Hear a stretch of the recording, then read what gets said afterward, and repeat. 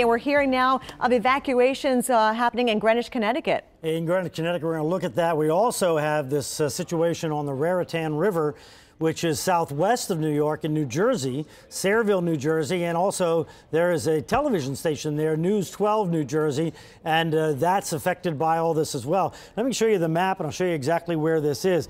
Here's the close-up. So this is Sayreville right in here, and then up to the north right there is where News 12 is. So I'm going to orient you with New York in just a second. But what's happened is the water has been pushed up the Raritan River here. This is the Raritan River. And so you notice that the river gets kind of wide here, and then it gets very narrow in there. So the water kind of builds up, and the water's being pushed in this bay and can't get out yet. So what's happened is News 12 is up in here, Sayreville is here, where they're doing the rescues. Now that you see that, let me come out here, and then we'll go up and we'll look at Greenwich. So here's Manhattan right there. So see this harbor here. See, well, there's where the water's coming in.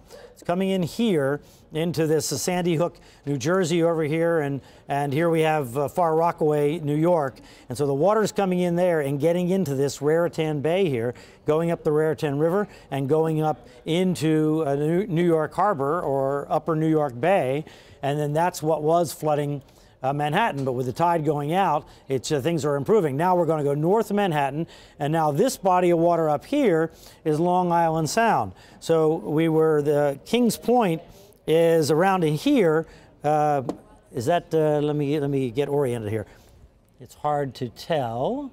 So Kings Point, round in there, yes. So that's where we're measuring the water. And then Greenwich is up over here. So this is the line for Connecticut. Here's Connecticut here. So Greenwich is up in this area here. So all this area here, there's a highway in there, and this part is low down in here. And this was ordered evacuated, but people down the hill obviously didn't go, and that's where the evacuations are going on. So what's happened is all these waterways are full of water, and so of course they overspill, including LaGuardia Airport is on this waterway down here a little bit to the west. So they overspill, and so that's where all this evacuation and a serious flooding problem is going on.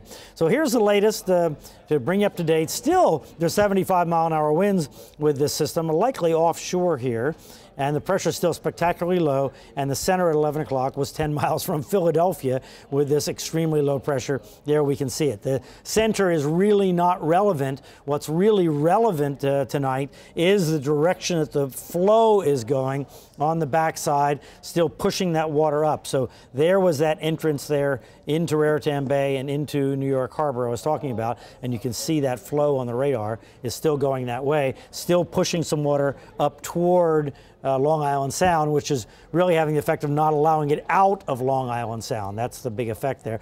And here's the wide view.